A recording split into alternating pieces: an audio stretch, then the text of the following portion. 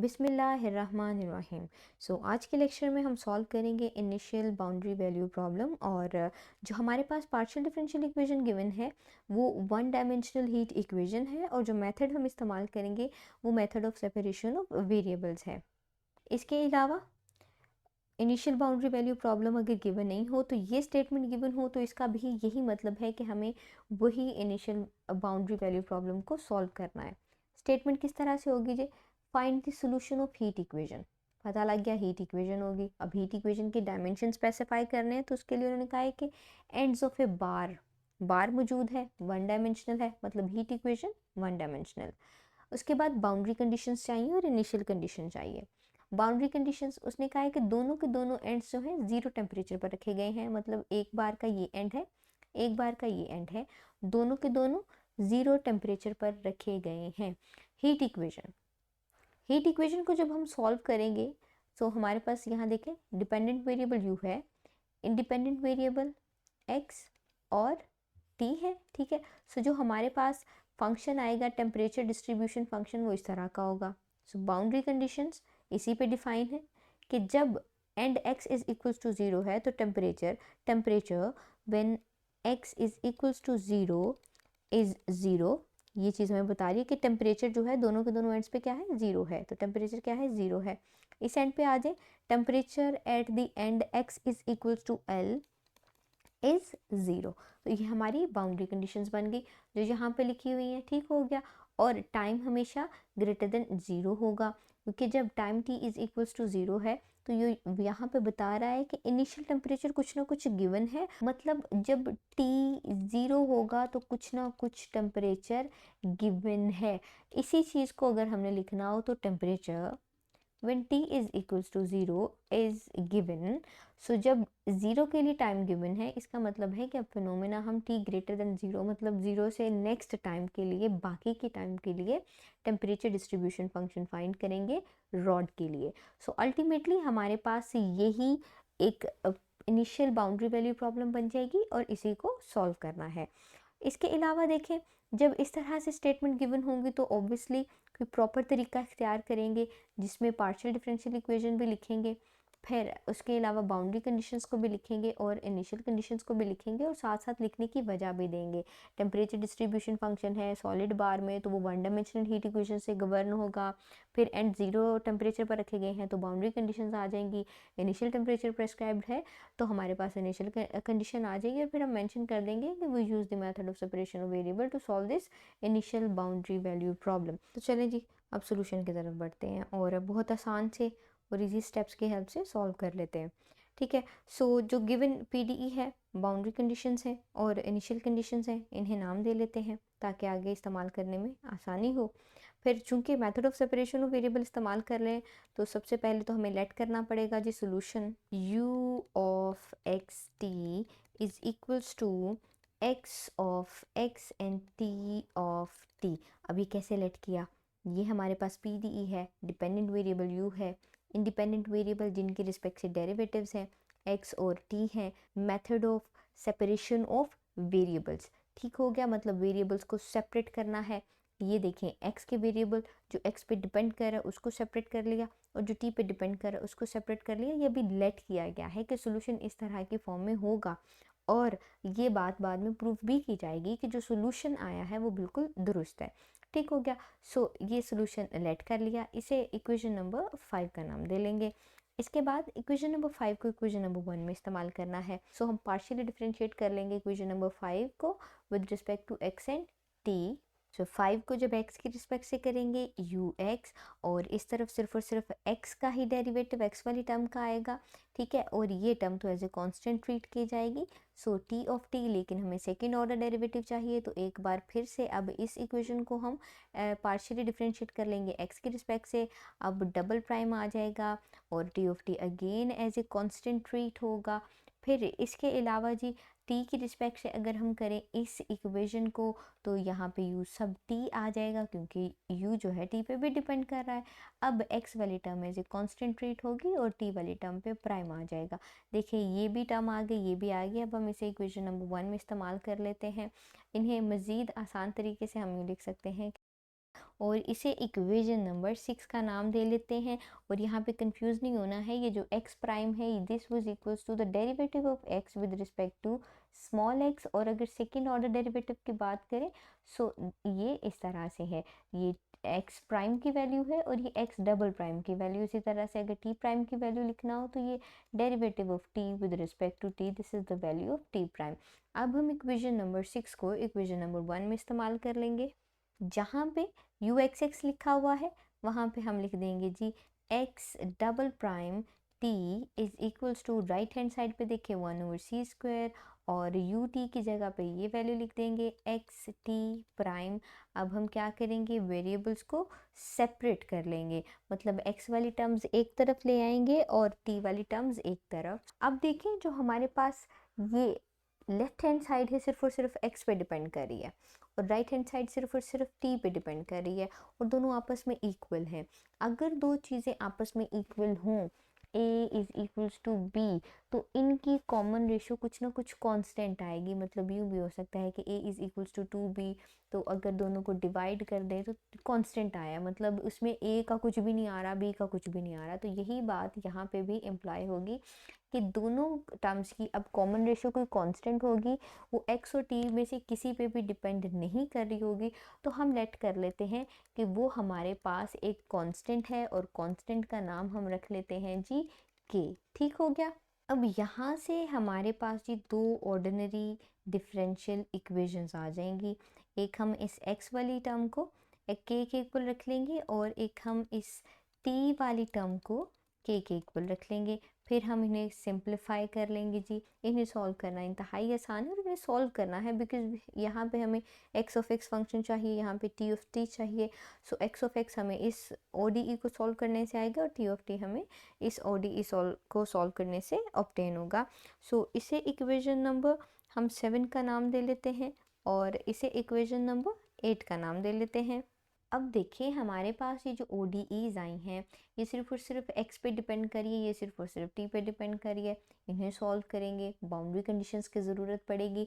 लेकिन यहाँ पे जो बाउंड्री कंडीशंस है ये तो मल्टी वैल्यूड है, मतलब ये x पे भी है t पे भी है। तो अभी हम इन्हें भी सेपरेट कर लेंगे ताकि हम इन्हें अपनी ODEs को सॉल्व करने के लिए इस्तेमाल कर सके।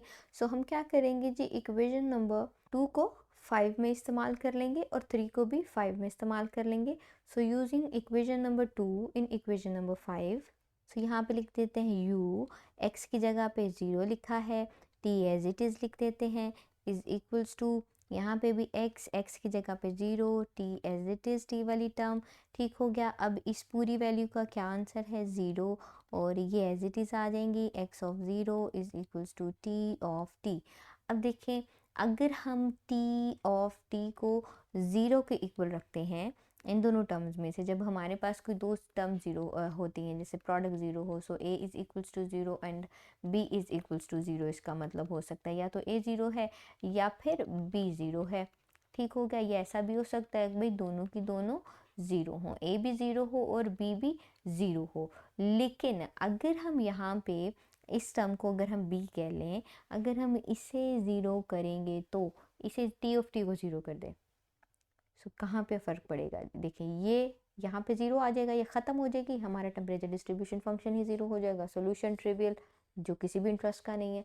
सो मतलब ये है कि दोनों को तो हम 0 करेंगे ही नहीं, x ऑफ 0 को भी और t ऑफ t को, क्योंकि इससे हमारा सोल्यूशन ख़त्म हो जाएगा। फिर इसमें से b को यानी t ऑफ t को तो कभी भी 0 नहीं करेंगे। So t of t is not equals to 0। So इसका मतलब है कि ये जो टर्म है x of 0 is equals to 0 है। जब यहाँ पे 0 पुट करेंगे तो देखिए दोनों साइड्स इक्वल आ जाएंगे। सो हमारे पास एक कंडीशन आ गई। इसी तरह से हम इक्वेशन नंबर 3 को इक्वेशन नंबर 5 में इस्तेमाल कर लेंगे। सेम इसी तरह से देखिए u x की जगह पे l है, t एज इट इज़ है इज़ इक्वल्स टू, x की जगह पे l है, t एज इट इज़ है। अब इस पूरी टर्म का आंसर 0 है, x of l and t of t। Again अगर t ऑफ t 0 करेंगे सोल्यूशन ट्रिवियल हो जाएगा, कोई फ़ायदा नहीं होगा। तो इसका मतलब है कि t ऑफ t तो भाई 0 नहीं होगा। लेकिन एक्स ऑफ एल क्या है, ज़ीरो होगा। जब हम ये एक्स ऑफ एल यहाँ पे ज़ीरो पुट करेंगे तो ये सेटिस्फाई हो जाएंगी दोनों साइड्स। तो देखें अब हमारे पास एक बाउंड्री कंडीशन आ गई है, इसे हम इक्वेशन नंबर 9 का नाम दे लेंगे, इसे इक्वेशन नंबर 10 का नाम दे लेंगे। ये इस ओडी के लिए दोनों की दोनों इस्तेमाल हो जाएंगी। अब इन ऑर्डिनरी डिफरेंशियल इक्वेशन को सॉल्व करना है, लेकिन सॉल्व किस क्राइटेरिया के अंडर करना है कि इस कांस्टेंट की वैल्यू को मद्देनज़र रखते हुए, सामने रखते हुए हम इन इक्वेशंस को सॉल्व करेंगे। कांस्टेंट है तो जी कांस्टेंट ज़ीरो भी हो सकता है, कांस्टेंट पॉजिटिव भी हो सकता है, मतलब ज़ीरो से बड़ा भी हो सकता है, और कांस्टेंट ज़ीरो से छोटा भी हो सकता है। पहले एक केस लेंगे, फिर इन ओडीज़ को सॉल्व करेंगे, फिर दूसरा केस लेंगे, फिर ओडीज़ को सॉल्व करेंगे, फिर तीसरा केस लेंगे और फिर ओडीज़ को सॉल्व करेंगे। तो चलिए जी बढ़ते हैं केस नंबर 1 की तरफ। So k is equals to 0 equation number 7 में पुट कर लेंगे। सो 7 ये रही, एक्स डबल प्राइम माइनस के की जगह पे 0 पुट कर देंगे, फिर x इज़ इक्वल्स टू 0, तो ये हो जाएगा x double prime minus 0 is equals to 0, x double prime is equals to 0। अब हमने इसको सॉल्व करना है तो ऑक्सिलरी इक्वेशन लिख लेंगे। Auxiliary equation m square is equals to 0, roots find करना है। तो ये हमारे पास आ जाएंगे two roots, because the second order auxiliary equation मौजूद है हमारे पास, तो दो ही रूट्स आएंगे।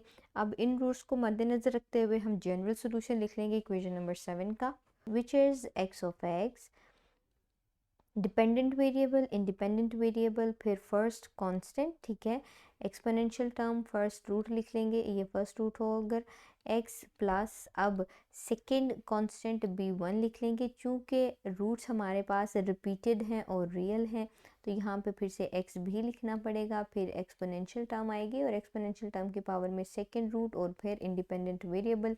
सिंप्लीफाई कर लेंगे, e की पावर में 0 हो तो 1 हो जाता है, 1 प्लस ये x b1, सो ये हमारे पास आ गया x ऑफ x, इसका जनरल सोल्यूशन आ गया इक्वेशन नंबर 7 का।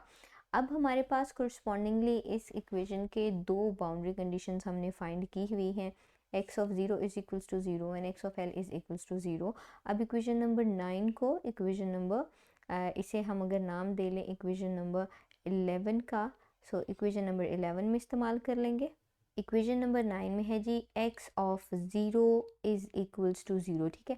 सो अभी तो हम x ऑफ 0 एक साइड लिख लेते हैं, a1 प्लस जहाँ पे x है वहाँ पे 0, फिर b1, और x of 0 is equals to था 0 के, सो a1 कांस्टेंट हमारे पास क्या आ गया 0।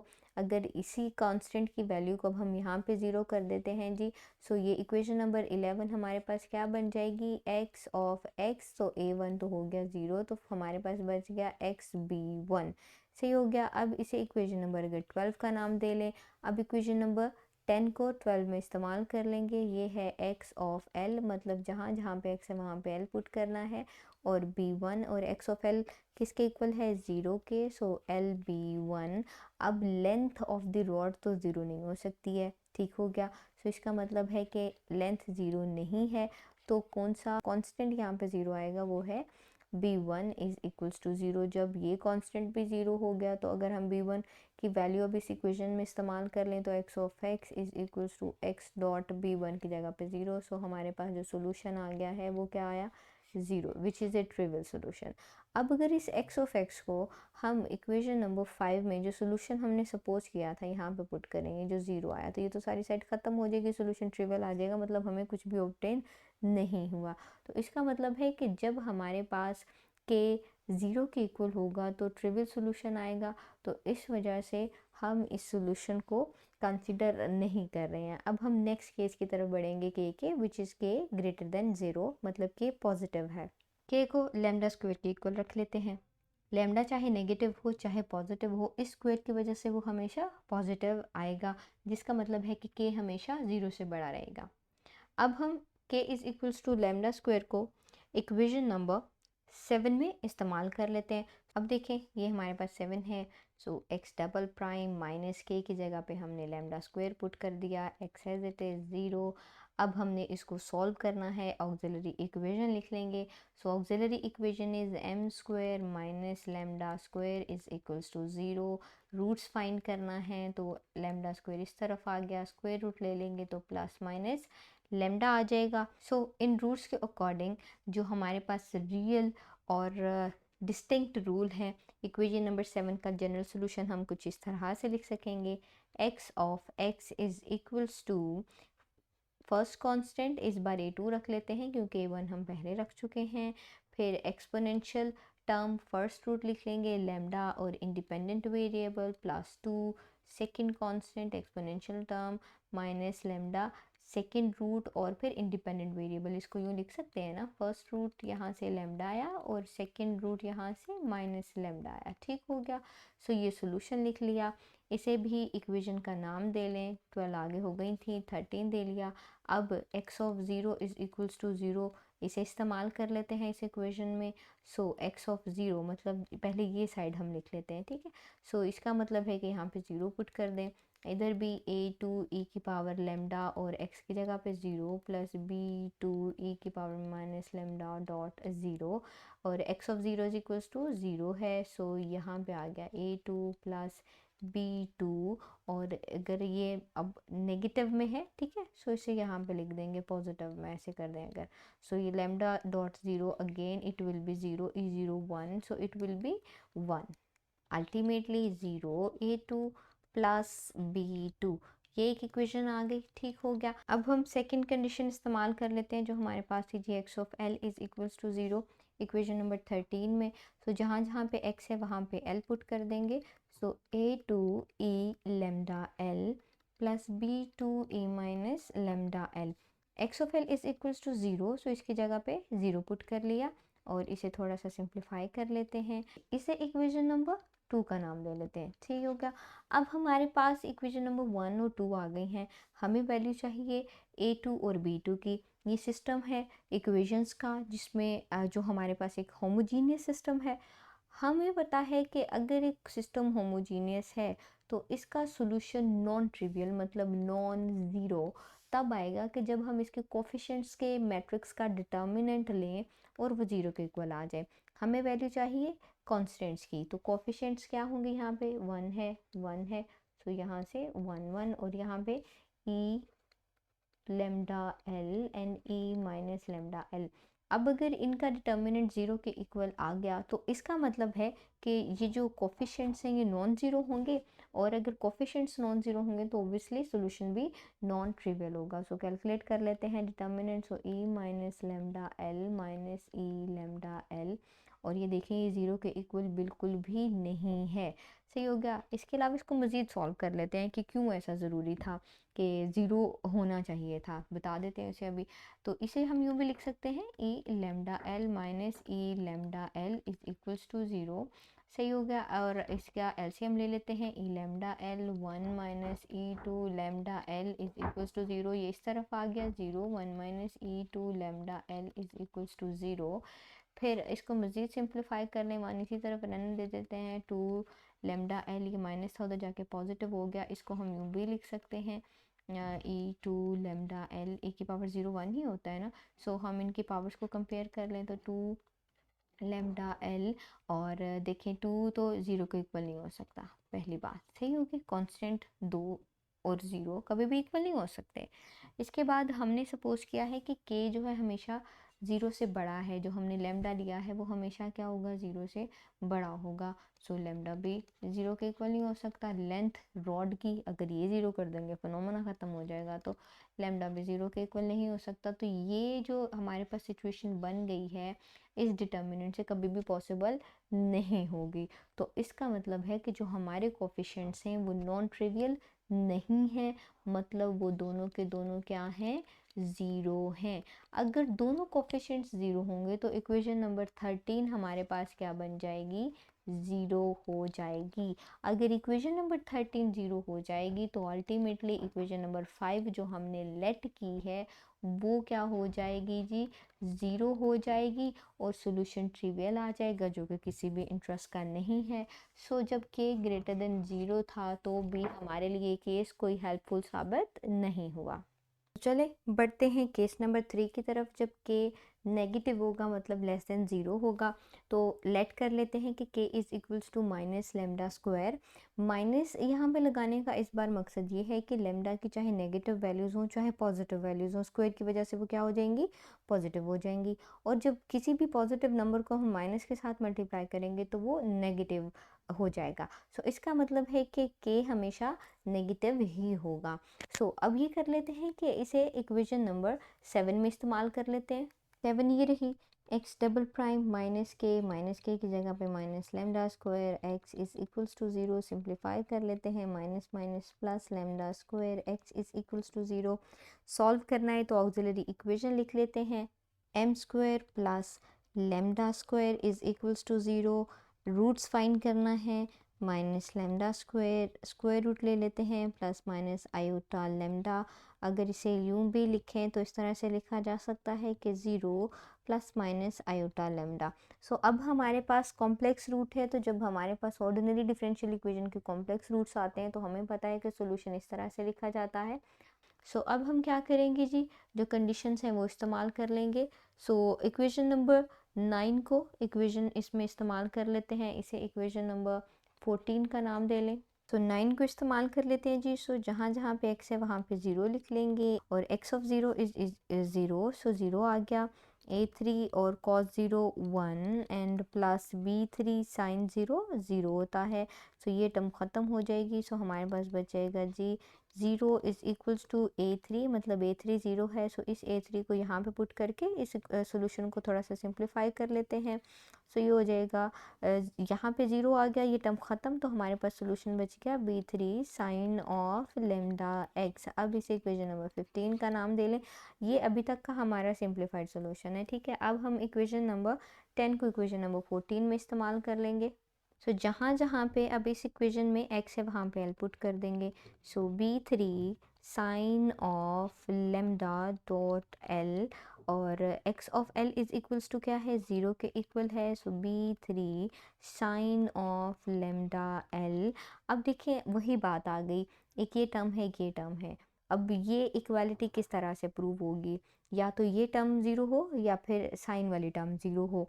अगर हम b3 को 0 कर देंगे तो b3 0 मतलब x of x 0, x of x 0 हो गया तो मतलब हमारा जो सोल्यूशन हमने सपोज किया है वो भी 0।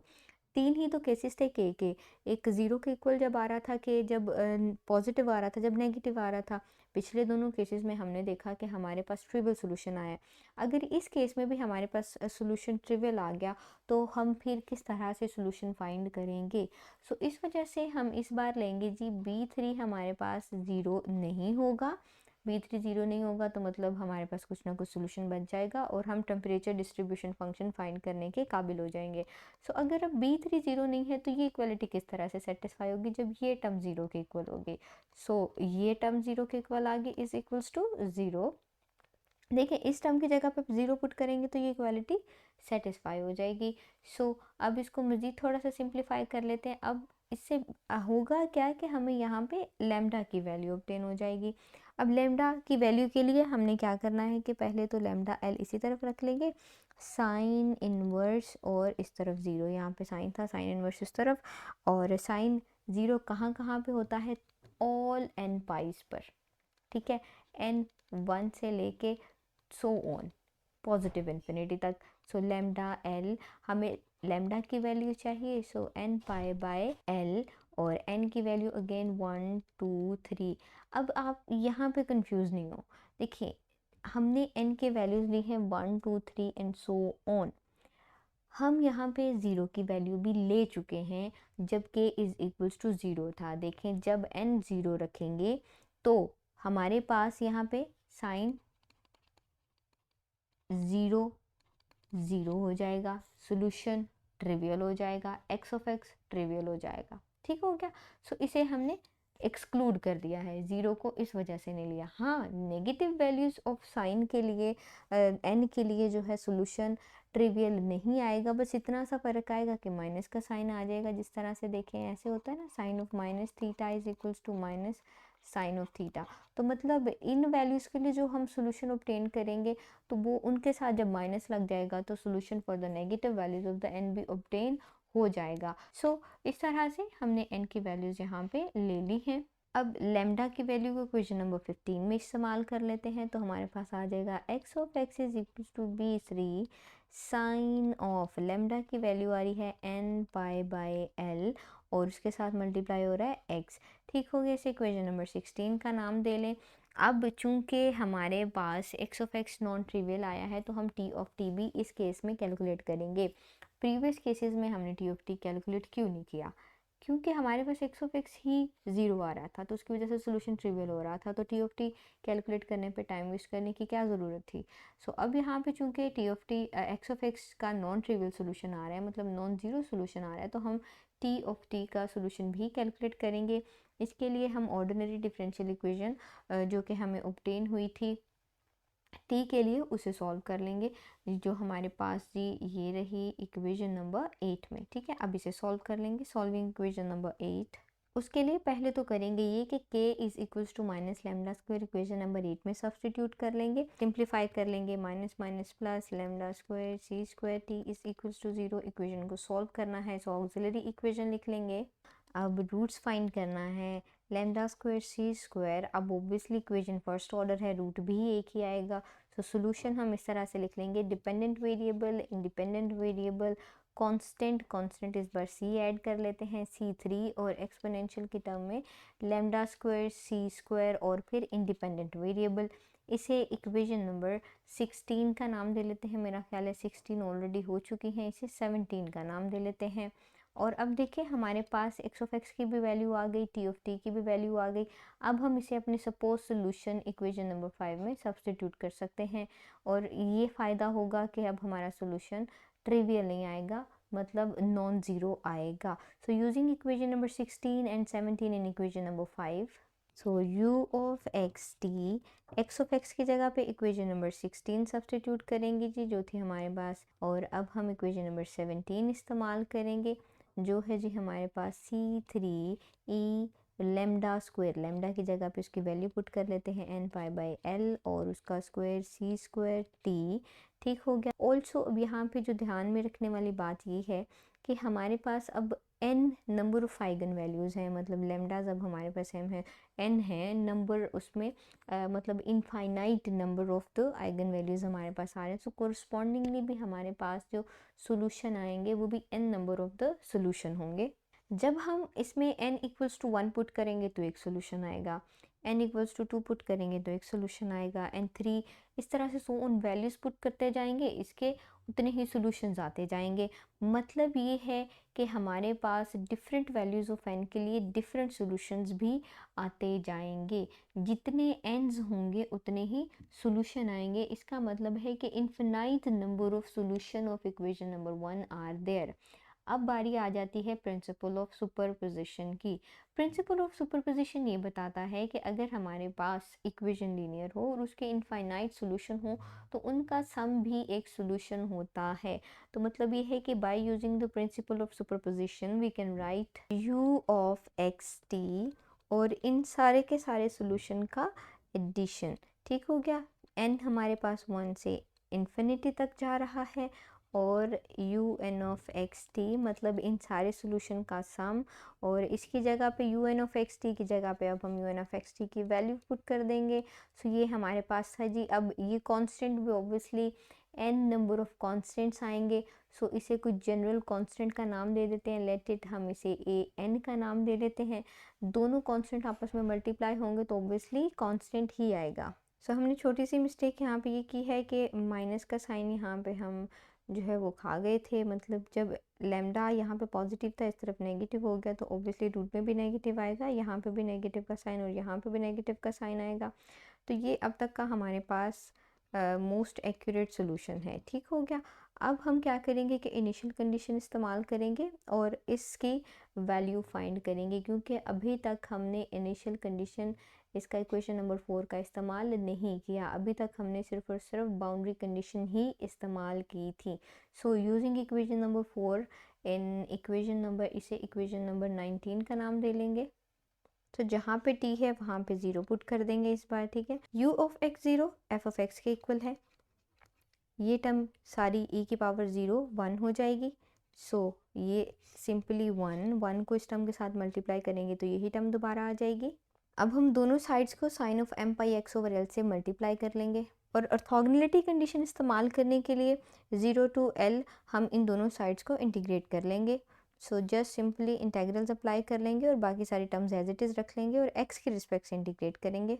ऑर्थोगोनलिटी के कंडीशन के अकॉर्डिंग अगर हम इस तरह के इंटीग्रल को सॉल्व करें जब हमारे पास m और n मतलब ये जो दो हैं m और n कॉन्स्टेंट्स हैं इक्वल नहीं होंगे तो हमारे पास जो इस इंटीग्रल की वैल्यू आएगी वो 0 आ जाएगी और अगर दोनों इक्वल होंगे तो आंसर आएगा L/2।